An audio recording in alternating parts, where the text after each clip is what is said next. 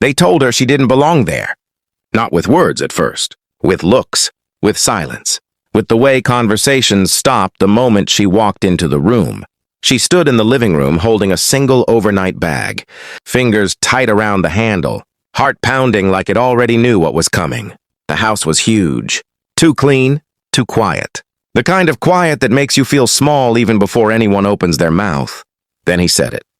"You need to leave tonight." No yelling, no insults, just cold, like he was throwing out trash instead of the woman who raised him. She nodded slowly, because that's what she had learned to do her whole life. Keep your head down. Don't argue. Don't let them see you break. What he didn't know, what nobody in that room knew, was that the woman he was kicking out had spent 40 years watching people underestimate her and letting them. And tonight, that silence was about to come due.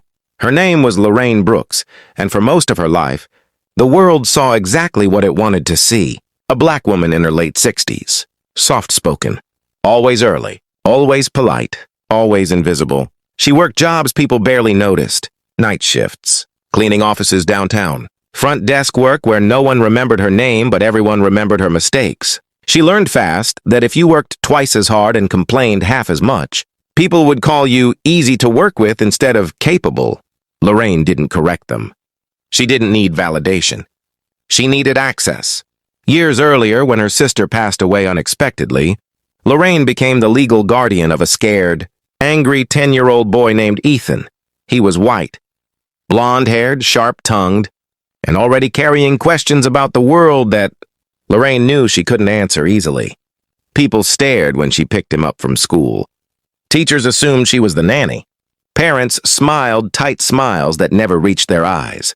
Lorraine swallowed every comment, every look, because that boy needed stability more than she needed pride.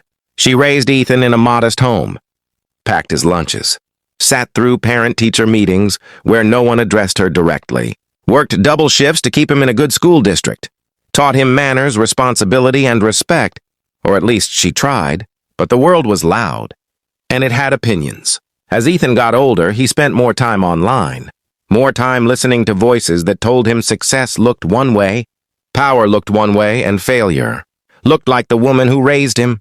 Lorraine noticed the change but didn't push. She believed time would soften him. That love would eventually speak louder than noise. She was wrong. By the time Ethan was 32, he had money. Not old money, not earned money. Startup money, tech money. The kind that shows up fast and leaves faster. He lived in a gated neighborhood now. Big house, smart locks, security cameras, a place where neighbors smiled but never invited you inside. Lorraine didn't live there. She visited. Mostly to help. Mostly when he asked. She cooked meals, folded laundry, watered plants while he traveled. She stayed in the guest room, always careful to not take up space that wasn't offered. That night, Ethan came home earlier than expected. He walked in and saw her shoes by the door, her bag on the couch. His face tightened. "I didn't tell you to stay over," he said. Lorraine stood up immediately. You said the pipes were leaking. I wanted to make sure." "I've got it handled," he snapped. Then quieter, sharper, "This isn't your place." The words landed heavy. Lorraine looked around the room. Framed art, white walls, no photos of her. Not even from childhood. "I'll leave," she said calmly. Ethan exhaled like he'd been holding his breath. "Good." She picked up her bag, moved toward the door. That's when he added, "And don't come back unless I ask." The door closed behind her with a soft click. No drama, no scene. Just a woman standing on a perfect sidewalk, under perfect porch lights, feeling something inside her finally stop bending. Lorraine didn't cry. She walked to the bus stop, sat down, and for the first time in decades, she let herself feel angry. Not loud anger, focused anger. Because what Ethan didn't know, what no one ever bothered to ask, was what Lorraine did after work, where she went when everyone thought she went home tired and broke. Years ago, while cleaning offices at night, Lorraine noticed patterns. Who stayed late, who talked too loud, who assumed no one was listening. She started learning about investments, about silence, about patience. A janitor sees everything, and people tell secrets when they think you don't matter. Lorraine didn't steal, didn't spy. She listened. She saved. She invested small. Then smarter. Then bigger. She let people assume she needed help, while quietly building something they'd never imagine. The bus pulled up. Lorraine got on, bag on her lap, eyes forward. Tonight wasn't the end. It was the moment the story finally stopped being about survival and started being about truth. And Ethan?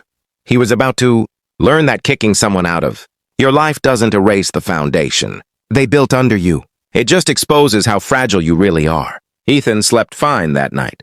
That alone should have told him something was wrong. No guilt, no second thoughts. Just the quiet comfort of believing he'd done what was necessary. By morning, his phone was already buzzing. Missed calls, Slack messages, a calendar reminder he didn't remember setting. Board call 9:00 a.m. He frowned. The board never scheduled without him. He logged in late, coffee in hand, confidence on autopilot. Faces filled the screen. Serious ones. No small talk. Ethan, one of the investors said, leaning forward, we need clarification. On what? Ethan asked, annoyed. On the ownership structure. Ethan smirked. Pretty simple. I'm the majority holder.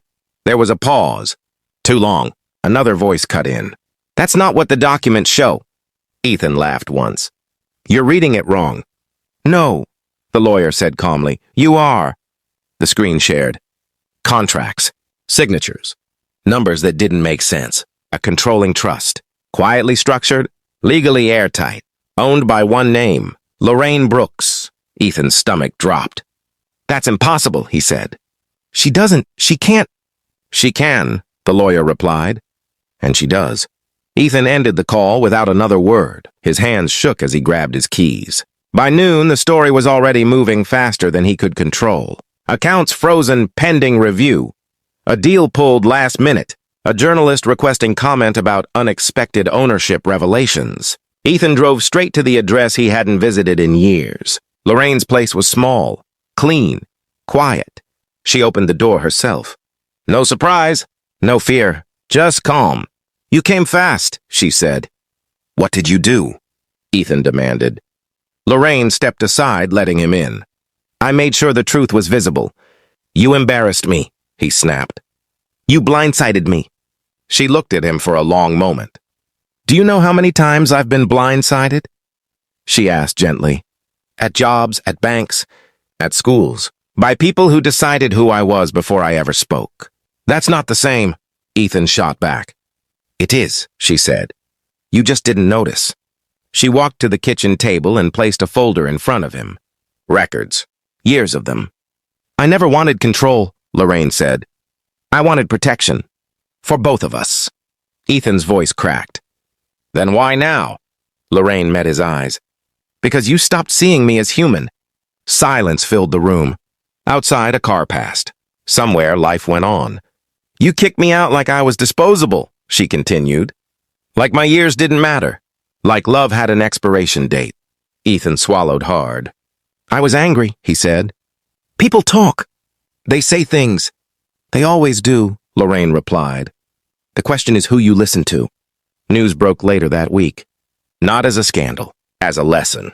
A tech founder forced to acknowledge the woman who helped build his foundation. A trust restructuring that ensured fair governance. A public statement Ethan didn't write alone. He stood beside Lorraine at a press conference, cameras flashing. This company, Ethan said carefully, exists because of sacrifice. Because of someone who believed in me when I didn't deserve it. Lorraine didn't smile, but she stood tall. Online, reactions poured in. Some angry, some supportive, most thoughtful. Because the story wasn't about punishment. It was about accountability. Weeks later, Ethan showed up again. No cameras. No lawyers. Just him. I don't expect forgiveness, he said. But I want to learn. Lorraine nodded once. That's where it starts. They sat on the porch as the sun went down. No shouting. No speeches.